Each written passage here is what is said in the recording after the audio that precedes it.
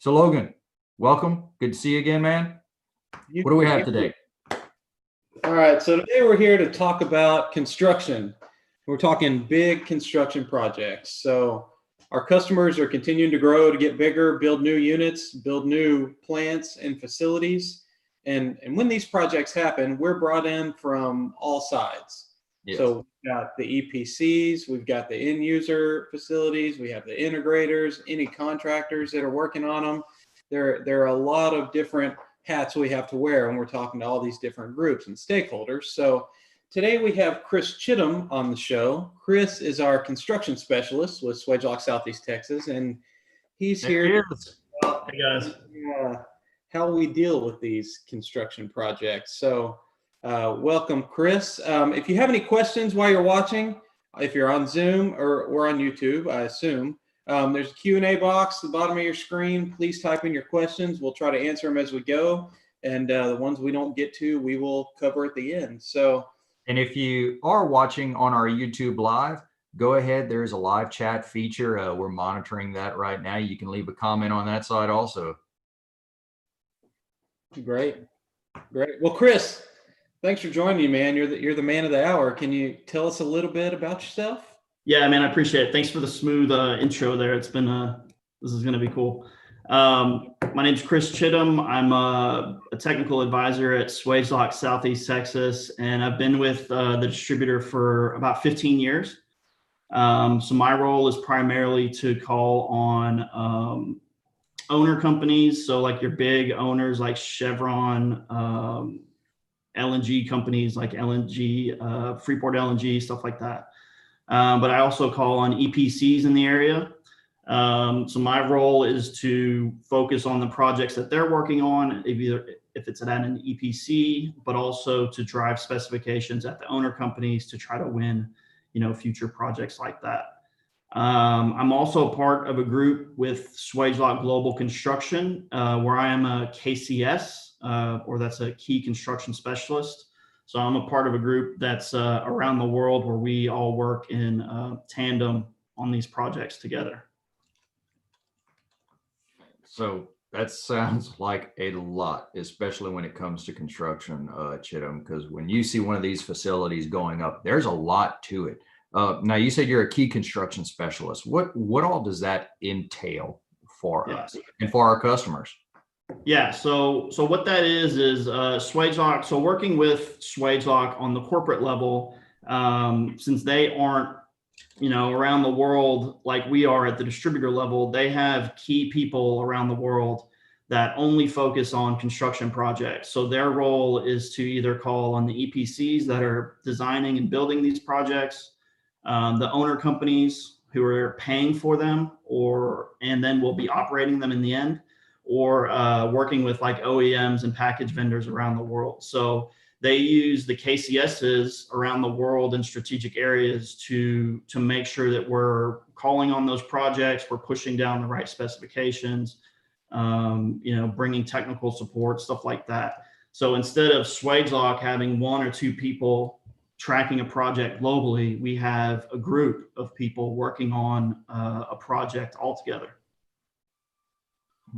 Okay, so we've covered this a little bit before. So we are a distributorship. We're Swagelok, Southeast Texas. So you are our key construction specialist for Swagelok, Southeast Texas. There are hundreds or maybe thousands of other distributorships around the world, and then there's Swagelok at the corporate level that more or less organizes everything. How many people does Swagelok have at the corporate level that are dedicated just to these construction type projects? Yeah, so Swagelok calls it Global Construction, the Global Construction Group. There's about 20 associates with Swagelok strategically positioned around the world. So there's obviously a group up at the factory in Solon, Ohio. So that's like our operations, and then the management part of global construction. But then there are also regional construction managers around the world. So there's one in the Americas, the EMEA, so Europe, Middle East, and Asia. There's Asia Pac. So there's about 20 associates, corporate associates, that kind of have global oversight of a project and that help operate. So how do you guys work together on something like that? Or I guess what's the need for you to be able to reach out to somebody, potentially in another country, to be able to work together with them? Yeah. So a project can be local, right? It could be a little owner company that we have in our backyard that has a small facility and they may do all their engineering. But also there's projects that are huge, global reach, right? So you may have an owner company that's based out of here in Houston, Texas, and they're working with an EPC during feed work or front end engineering and design to understand what the project is going to take. But then they might reach out and contract an EPC in London.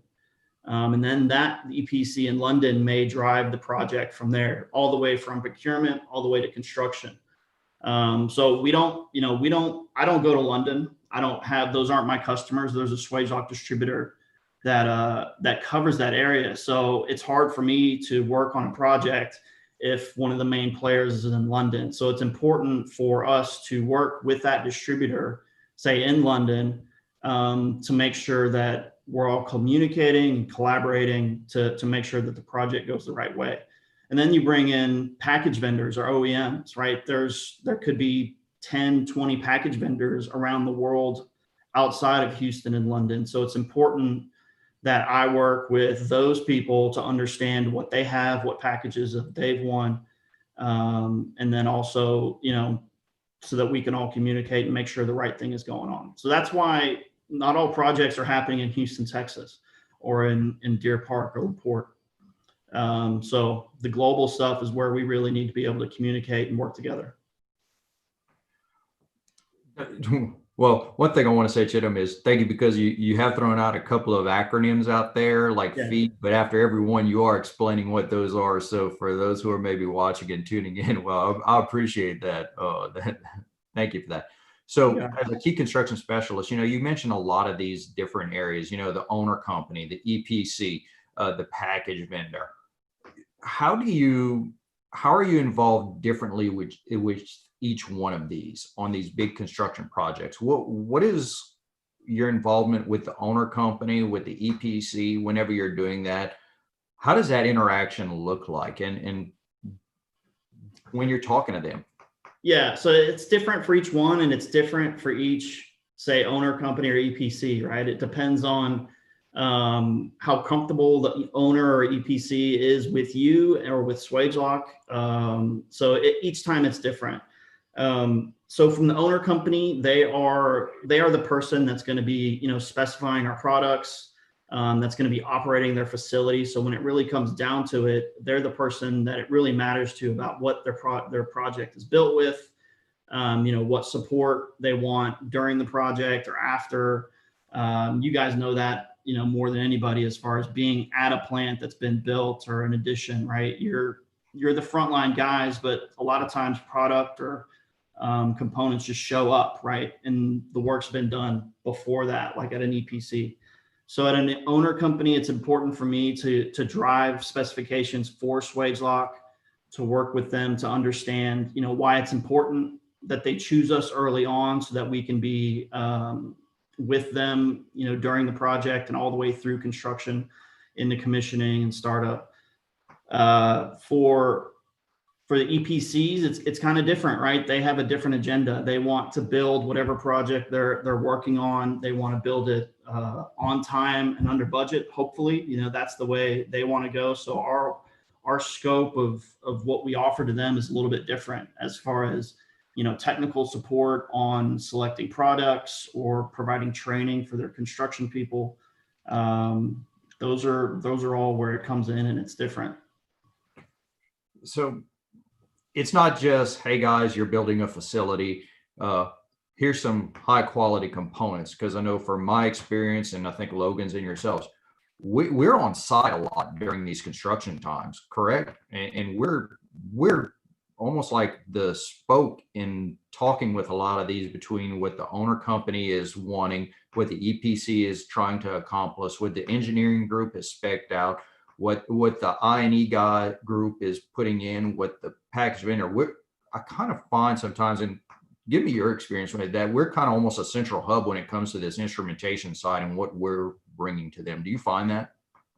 Yeah, you guys, I mean, the people on the site, it's really your project, right? It's really something that we on the owner company side, as far as like, you know, when I call on Chevron, I call on the tower, right? So they're not making anything there.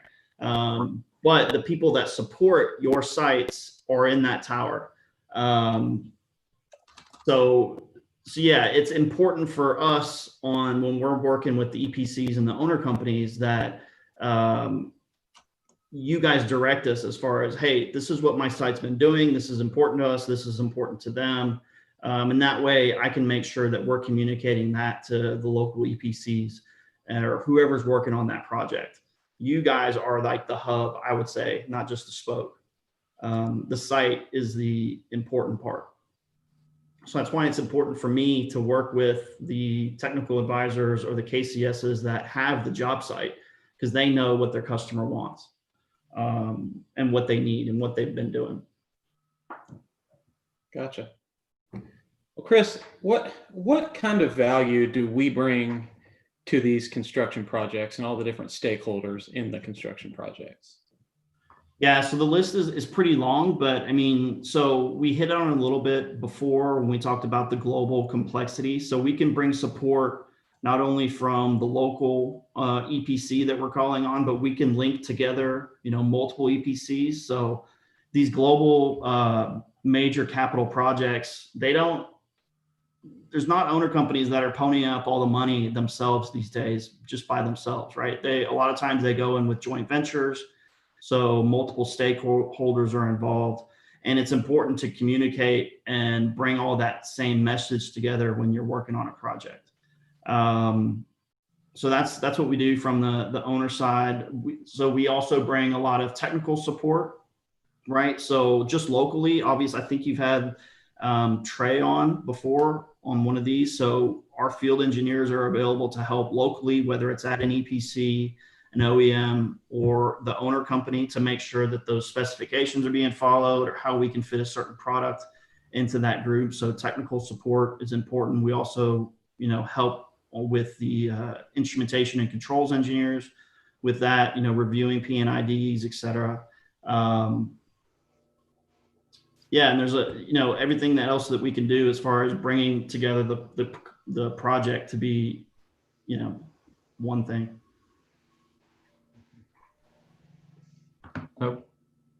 So can you tell us sometimes when you've worked with an EPC and others, you know, how have you been able to help them to make a construction project more successful? Give us a success story, man. You know, what's your big win that sticks out in your mind whenever you look at that? Yeah, I think we're still working on the big win. I think the environment of oil and gas is obviously changing, especially now, right? It's been changing over the last couple of years, and we've been working on that with some key EPCs in the area. Certain EPCs and owner companies are understanding that they have to rely on their vendors more to be much more than like a component supplier. And that's what we're trying to be. We're trying to be more than a component supplier. We're trying to be like a solution provider, right? I know you guys have said that before. So, I mean, what we want to do is we just don't want to ship tube fittings and valves out to a project and you guys see them and your guys install them. We want to be working with the EPCs and the engineers and the owners to help them understand that we can do more, right? So I think the big success story is still to come, but when we can bring more solutions like our grab sampling or our mechanical seal panels to a project, an EPC really sees the benefit as far as construction costs, right? Because that's where it really comes into play. When they can save money on construction costs and labor and get out of that project faster and safer and on time, that's where they really see the value. So that's what we're doing right now. I know we've done some local projects like with Logan, a couple of big projects with some local EPCs where we've provided like kitting services. So instead of an EPC buying a bunch of bulk product, we help them put, you know, those P&IDs and those instrument loops into a kit where they can actually just go to the shelf, pull all the components at once, and they have it all in one box instead of having to track everything down, go and find an instrument stand, some tube fittings, a valve.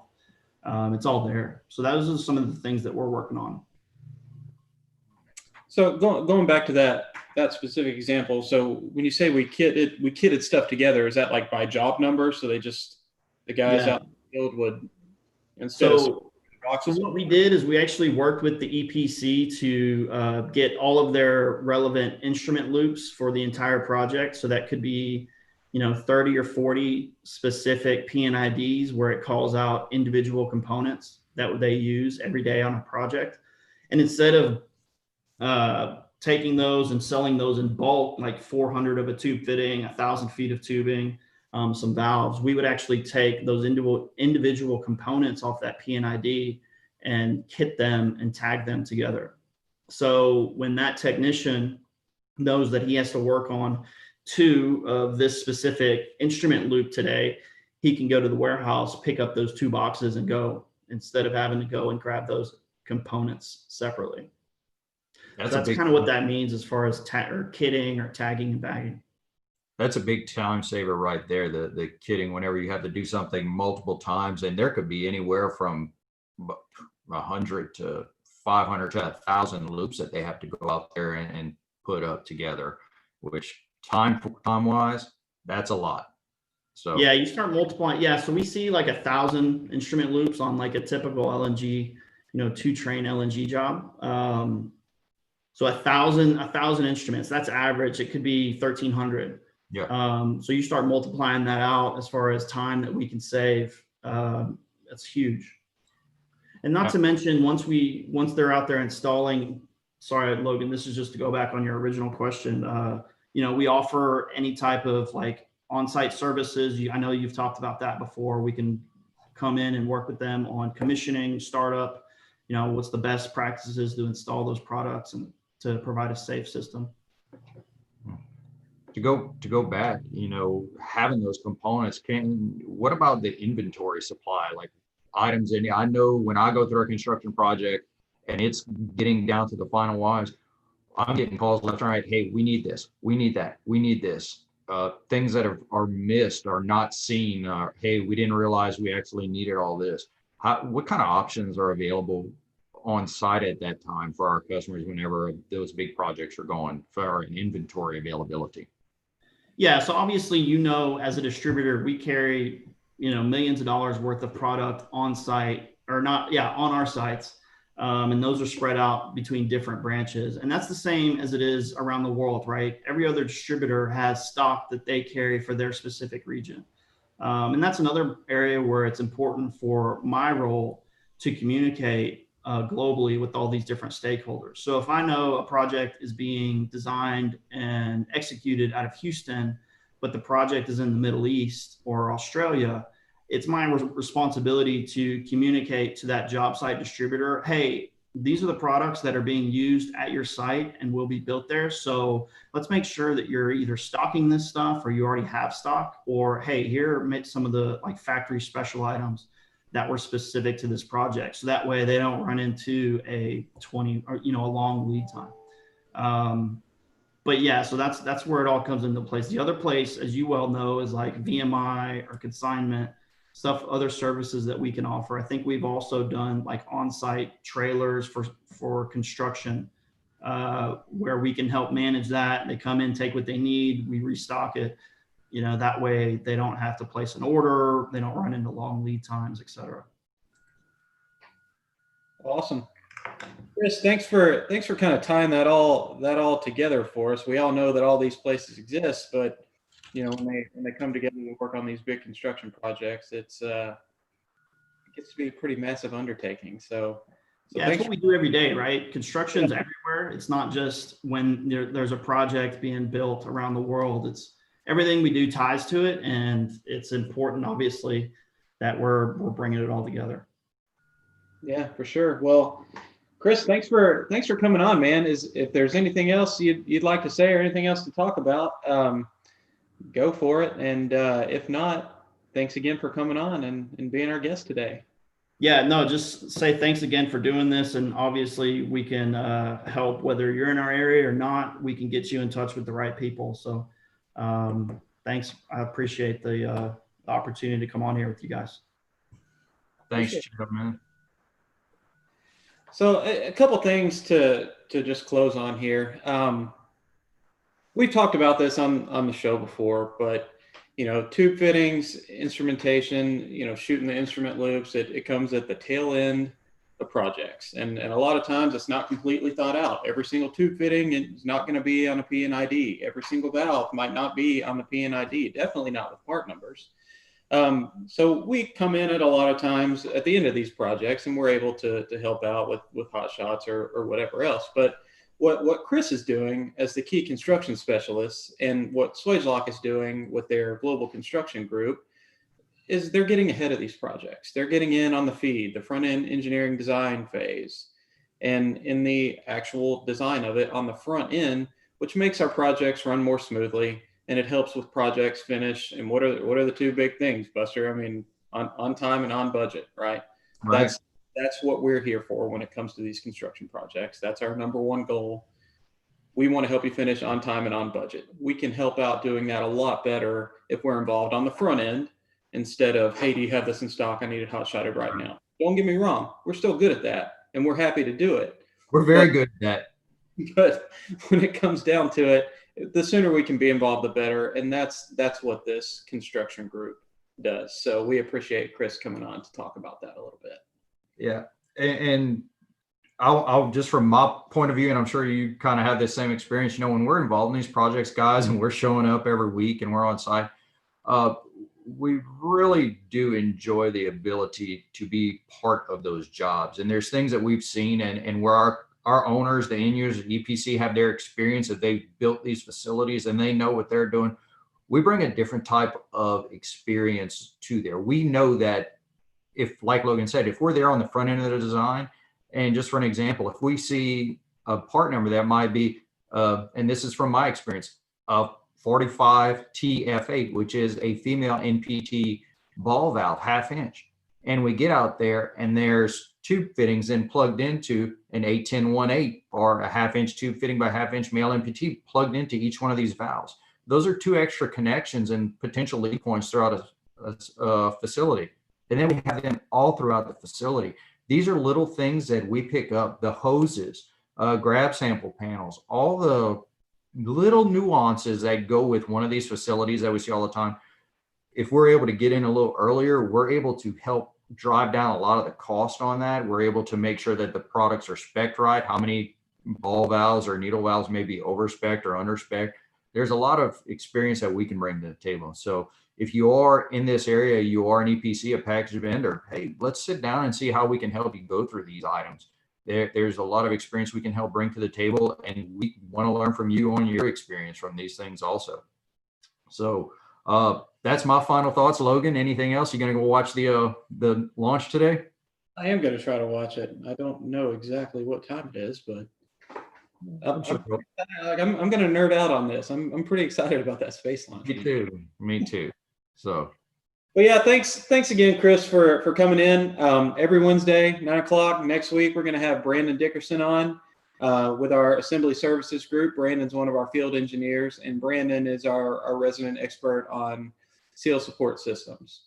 So please tune in next week. Listen to Brandon talk about seal flush plants, seal support systems, and the engineering that goes behind it. And as always, guys, you can visit us at sset.swagelok.com.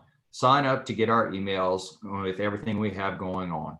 Also, check us out on our social media sites, LinkedIn, Facebook, Instagram. Just go ahead, type in Swagelok Southeast Texas, and we're there. And our newest platform on YouTube, we've changed from going from a Zoom webinar. Now we're broadcasting this out on YouTube. Look for us and subscribe there and hit the little service. Oh, we actually have, well, we can go back and watch. I had a question come in. What construction related services does Swagelok offer? There's a lot of them on there, from training to assembly solutions, kitting. You'll be able to go back and watch this video and see a lot of the information we just put out there. Now, coming up, something new, we are going to be putting all of these webinars out on podcast format. What does that mean? Apple Podcasts, Spotify, Google Play Store. We're going to have them in your pocket. So if you don't have time to tune into the live broadcast, you'll be able to go back in the show notes. We'll have all the information that we're putting out. So Watch out, Joe Rogan. We're coming. What's that? Watch out, Joe Rogan. We're I coming. hope we get 100 million contract on that one. Maybe we can get him on. So as always, everybody, subscribe to our social media sites. We're going to be putting out some good content for you, and we thank you for participating with us today. Logan, have a good day, my man. You too, Buster.